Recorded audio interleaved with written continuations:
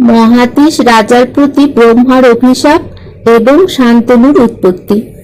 জন্মেজয় বলে, মুনি কহ আরবার, সংক্ষেপে কহিলা কহ করিয়া বিস্তার। ত্রৈলোক্য পাবনী গঙ্গা বিষ্ণু অংশে জন্ম, শান্তনুর ভার্যা শুনি এ অদ্ভুত কর্ম। মুনি বলে, শুনো কহি তাহার কারণ, মহাভীষ নামে রাজা ইক্ষ্বাকুনন্দন। ইন্দ্রের সম্মতে যজ্ঞ করিল বিস্তর, সহস্রেক অশ্বমেধ কইল নরবর। দেবদ্বিজ দরিদ্রে তুষিল মহামতি, দানেতে পৃথিবী পূর্ণ কইল নরপতি। ব্রহ্মলোকে গেল রাজা যজ্ঞ পুণ্য ফলে, ব্রহ্মার সহিত তথা বসে কুতূহলে। বহুকাল তথায় আছয় নরপতি, একদিন দেখে রাজা দৈবের যে গতি। ধ্যানেতে আছেন ব্রহ্মা বসিয়া আসনে, সম্মুখে বেষ্টিত যত সিদ্ধ মুনিগণে। ব্রহ্মার সভার তুল্য নাহি পাঠান্তর, সবে তথা চতুর্মুখ গৌর কলেবর। দক্ষ আদি প্রজাপতি ইন্দ্র আদি দেবে, দেব ঋষি মুনিগণ নিত্য আসি সেবে। গঙ্গা দেবী আইলেন ব্রহ্মার সদন, হেন কালে অতি বেগে বহিল পবন। বায়ুতে যে জাহ্নবীর উড়িল বসন, দেখি হেট মুন্ড করিলেন দেবগণ। অপূর্ব গঙ্গার অঙ্গ দেখিয়া সঘনে, মহাভীষ রাজা দেখে নিশ্চল নয়নে। মহাভীষ রাজা অতি রূপে অনুপম, তার দিকে গঙ্গা দেবী চান অবিরাম। দোহার দেখিয়া দৃষ্টি বলে প্রজাপতি, মমলোকে আসি রাজা করিলে অনীতি। ব্রহ্মলোকে আসি কর মনুষ্য আচার, মর্তে জন্ম লয়ে ভোগ কর পুনর্বার। পুনরূপী হেথায় আসিবে পুণ্য বলে, সোমবংশে জন্ম গিয়া লও ভূমণ্ডলে। ব্রহ্মার পাইয়া আজ্ঞা চিনতে নরপতি, তথা হইতে পতন হইল শীঘ্র গতি। সোমবংশে মহারাজ প্রতীপ আছিল, মহাভীষ রাজা তার গৃহে জন্ম নিল। বাহুরিল গঙ্গা করি ব্রহ্মা দর্শন, পথেতে দেখিল আসে বসু অষ্টজন। বিরস বদন গঙ্গা দেখি বসু গণে, জিজ্ঞাসিল তোমরা চিন্তিত কি কারণে। বসুগণ বলে, চিন্তা করি নিজ দোষে, বশিষ্ঠ দিলেন শাপ জন্মিতে মানুষে। পৃথিবীতে জন্ম হবে কাঁপিছে অন্তর, বিশেষ মনুষ্যজনী নরক দুস্তর। উপায় না দেখি মনে ভাবি সে কারণ, ভালো হইল তব শনে হইল দর্শন। গঙ্গা বলে, কি করিব কহ সন্নিধান, যা বলিবে অঙ্গীকার না করিব আন। বসুগণ বলে, মর্তে জন্মিব নিশ্চয়, নরজনী জন্মিতে হতেছে বড় ভয়। আপনি মনুষ্য লোকে হয়ে রাজনারী, আমার সবাকার তুমি হও গর্ভধারী। আর এক নিবেদন করি যে তোমারে, জন্ম মাত্র ভাসাইয়া দিও গঙ্গা নীরে। বসুর বচনে গঙ্গা স্বীকার করিল, শুনি অষ্ট বসু তবে হরষিত হইল। কুরু বংশে আছিল প্রতীপ নামে রাজা, ধর্মেতে তৎপর বড় বলে মহাতেজা। দেবাপী নামেতে তার প্রথম নন্দন, অল্পকালে সন্ন্যাসী হইয়া গেল বন। দেবাপী বিহনে রাজা হইল পুত্রহীন, গঙ্গা জলে থাকে সদা বয়সে প্রবীণ। তপ জপ ব্রত করে বেদ অধ্যয়ন, বৃদ্ধকালে নরপতি রূপে তো মদন। তার রূপ গুণ দেখি প্রীতি যে পাইল, জল হইতে গঙ্গা দেবী বাহির হইল। জাহ্নবীর রূপে নিন্দে এ তিন ভুবন, দ্বিতীয় চন্দ্রের যেন হইল কিরণ। দক্ষিণ উড়ুতে গিয়া বসিল রাজার, দেখিয়া বিস্মিত হইল কৌরব কুমার। রাজা বলে, কি করিব কি বাঞ্ছা তোমার, সত্য করি কহ যে বাঞ্ছা আপনার।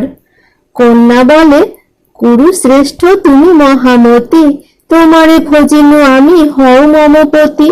হইয়া উপযাচিকা ভজয়ে যদি নারী, পুরুষ না ভজিলে সে হয় পাপকারী। রাজা বলে, পরদার আমি নাহি ভজি, পরদার পরশিলে নরকেতে মজি। কন্যা বলে, নহি আমি পরের গৃহিণী, দেবকন্যা আমি মোরে ভজ নিপমণি। রাজা বলে, কন্যা না বলিও হেন বাণী, দক্ষিণ উরুতে বসে পুত্রবধূ কনি। পুরুষের বাম উরু ভার্যারও আসন, বুঝিয়া এমত বাক্য কহ কি কারণ। সে কারণে তোমারে বধূর মধ্যে গণি, কেমনে করিব ভার্যা অনুচিত বাণী। তোমার বচনে আমি হইনু শিকার, বলিব তোমারে সুতে করি অঙ্গীকার। আমার নিয়ম এই শুনো মহারাজ, নিষেধ না করিবে আমার প্রিয় কাজ, তবে সে তোমার সুতে করিব বরণ। এত বলি অন্তর্ধান হলেন তখন। কন্যার বচনে রাজা হর্ষিত হইল, সুপুত্র হইবে রাজা ভার্যারে কহিল। ভার্যা সহ ব্রতাচার করিল নৃপতি, কতদিনে গর্ভে সুত হইল উৎপত্তি। 10 মাস 10 দিনে হইল কুমার, রাজীব লোচন মুখ চন্দ্রেরও আকার। শান্তশীল সুত নাম শান্তনু থুইল, তাহার অনুজে নাম বল্লিক রাখিল। দিনে দিনে বাড়ে তার যুগলতা নয়, কতদিনে দেখি পুত্র যৌবন সময়। শান্তনুর নিকটেতে আসি নৃপবর, রাজনীতি ধর্ম শিক্ষা দিলেন বিস্তর। এক কথা কহি আমি শুনো মহামতি, আমার বচন এই না হও বিস্মৃতি।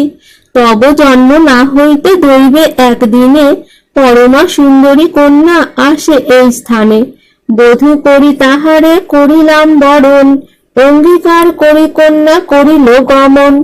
পরমা সুন্দরী কন্যা হয় দেবরূপী, তোমার সদনে যদি আইসে কদাপি। তোমারে ভজিলে তুমি ভজিও তাহারে, নিষেধ না করিবে সে যেই কর্ম করে। পিতা যাহা বলে তাহা স্বীকারও করিল, শান্তনুরে রাজ্য দিয়া রাজা বনে গেল। মহাভারতের কথা অমৃত সমান, কাশীরাম দাস কহে শুনে পুণ্যবান। অষ্টবসুর জন্ম বিবরণ। হস্তিনা নগরে রাজা শান্তনু হইল, ক্রমে তার গুণরাশি পৃথিবী পুরিল। ধর্মেতে ধার্মিক রাজা মহাধনুর্ধর, মৃগয়া করিয়া ভ্রমে বনের ভিতর। জাহ্নবীর 2 তটে ভ্রমে রাজা একা, পাইল দৈবাত তথা জাহ্নবীর দেখা। পদ্মের কেশর বর্ণ শুক্ল বস্ত্রধারী, রূপেতে নিন্দিত যত সর্ববিদ্যাধরী। আশ্চর্য কন্যার রূপ শান্তনু দেখিয়া, জিজ্ঞাসিল নরপতি নিকটেতে গিয়া। কে তুমি দেবের কন্যা অপ্সরা কিন্নরী, কিবা নাগ কন্যা তুমি কিবা বিদ্যাধরী। অপরূপ রূপ ধরো বর্ণিতে না পারি, তোমাতে মজিল মন হও মম নারী। কন্যা বলে, রাজা ভার্যা হইব তোমার, এক নিবেদন আছে নিয়ম আমার। আপন ইচ্ছায় আমি করিব যে কাজ, আমারে নিষেধ না করিবে মহারাজ। কদাচিৎ কভু যদি বল কুবচন, আমার সহিত আর না হবে দর্শন। ত্যাগ করি তোমারে যাইব নিজ স্থান, স্বীকার করিল রাজা তার বিদ্যমান। যে কিছু তোমার ইচ্ছা করো নিজ সুখে, কখনো নিষেধ না করিব তোমাকে। রাজার বচনে গঙ্গা স্বীকার করিল, গঙ্গারে লইয়া রাজা হস্তিনা আসিল। দিব্য রত্ন ভূষণ বসন অলঙ্কারে, নানা মত দ্রব্যে তুষিল সদা গঙ্গারে। অনুগত হইয়া থাকেন নরপতি, চিরকাল ক্রীড়া করে গঙ্গার সংহতি। মুনি সাপে বসুগণ জন্ম নিল আসি, জন্মিল গঙ্গার পুত্র যেন পূর্ণ শশী। পুত্র দেখি শান্তনুর আনন্দিত মন, নানা দান নানা যজ্ঞ করিছে রাজন। হেথা পুত্র লয়ে গঙ্গা গেল গঙ্গা জলে, জলেতে ডুবিয়া মর পুত্র প্রতি বলে। দেখিয়া শান্তনু হইল বিরস বদন, ভয়েতে গঙ্গারে কিছু না বলে বচন। তবে কতদিনে আর এক পুত্র হইল, সেই মতো করি গঙ্গা জলে ডুবাইল। পূর্ব সত্য ভয়ে রাজা কিছু নাহি বলে, নিরন্তর দহে তনু পুত্র শোকানলে। 1 2 3 4 5 6 7 একে একে গঙ্গা দেবী করিল নিপাত। পুত্র শোকে শান্তনুর দহে কলে বর, কতদিনে জন্ম হইল অষ্টম কুমার। সুতলে গঙ্গা দেবী যায় নিজ জলে, ব্যগ্র হয়ে নরপতি গঙ্গা প্রতি বলে, কোন মায়াবিনী তুমি, এলে কোথা হতে? তব সম নিন্দিতা না দেখি পৃথিবীতে। পাষাণ শরীর তব বড়ই নির্দয়, এত বলি কোলে নিল আপন তনয়। গঙ্গা বলে, সুত বাঞ্ছা কইলে নরপতি, পূর্বের নিয়ম পূর্ণ হইল মহামতি। তোমায় আমায় আর নাহি দর্শন, এসু তো পালিও রাজা করিয়া যতন। আমি পরিচয় তবে দিব নরপতি, আমি তো জাহ্নবী তিন লোকে মম গতি। আমার উদরে যত হইল সুতগণ, বশিষ্ঠের সাপে এই বসু অষ্টজন। মুনি সাপে বসুগণ হইয়া কাতর, আমারে মিনতি করি মাগিলেক বর। গর্ভেতে ধরিব বলি করি অঙ্গীকার, সে কারণে হইলাম বনিতা তোমার। রাজা বলে, কহ শুনি পূর্ব বিবরণ, বসুগণে বশিষ্ঠ শাপিল কি কারণ? গঙ্গা বলে, সেই কথা শুনো নরপতি, বরুণের পুত্র সে বশিষ্ঠ মহামতি। হিমালয় পর্বতে মুনির তপবন, নানা ফল ফুলে সদা শোভে তরুগণ। দক্ষ কন্যা সুরভিষে কশ্যপ গৃহিণী, কাম দুঘা ধেনু হইল তাহার নন্দিনী। সেই ধেনু প্রাপ্ত হইল বরুণ নন্দন, বৎস সহ সদা থাকে মুনির সদন। দৈব যোগে একদিন বসু অষ্টজন, ভার্যার সহিত তথা করিল গমন। আপন আপন ভার্যা সহ অষ্টজন, ক্রীড়া করি ভ্রমে সদা মুনির কানন। দিব্য বসু ভার্যা কাম দুঘা ধেনু দেখি, এক দৃষ্টে চাহে কন্যা অনিমিষ আঁখি। সুন্দর দেখিয়া গাভী কহিল স্বামীরে, কাহার সুন্দর গাভী দেখো বনে চড়ে। দিব্য বসু বলে, এই বশিষ্ঠের গাভী, কশ্যপের অংশে জন্ম জননী সুরভি। ইহার যতক গুণ কখনই না যায়, এক পল দুগ্ধ যদি নরলোকে পায়। পান কইলে জিয়ে 10 সহস্র বৎসর, শুনিয়া কহিল কন্যা স্বামীর গোচর। নরলোকে সখী এক আছো এ আমার, অসীনর কন্যা জিতবতী নাম তার। তাহার কারণে তুমি গাভী দেহ মোরে, যদ্যপি থাকো স্নেহ আমার উপরে। বিনয় করিয়া কন্যা বলে বারে বারে, স্ত্রীবেশ হইয়া বসু ধরিল গাভীরে। ভার্যা বলে গাভী ধরে, পাছে না গনিল, কাম দুঘা ধেনু লইয়া নিজ ঘরে গেল। কতক্ষণে মুনিবর আইল আশ্রমে, গাভী না দেখিয়া মুনি তপবনে ভ্রমে। না পাইল গাভী মুনি ভ্রমিল বিস্তর, কেবা নিল গাভী মুনি চিন্তিত অন্তর।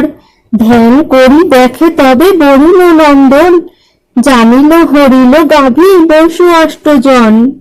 ক্রোধেতে বশিষ্ঠ শাপ দিল ততক্ষণে, নরজনী জন্মলহ বসু অষ্টজনে।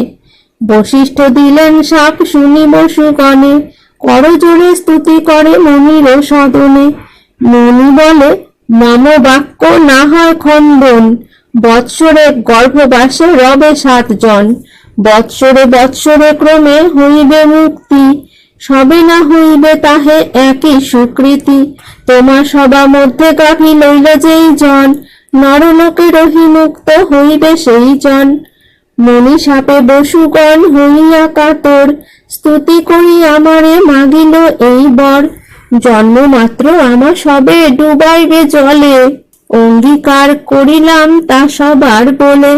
সে কারণে ভার্যা আমি হলেম তোমার, এই তো কুমার রাজা বসু অবতার। পালন করিয়া সুতে যুবক হইলে, তোমারে আনিয়া দিব কতদিন গেলে। এত বলি সুত লইয়া হইল অন্তর্ধান, কান্দিতে কান্দিতে রাজা গেল নিজ স্থান।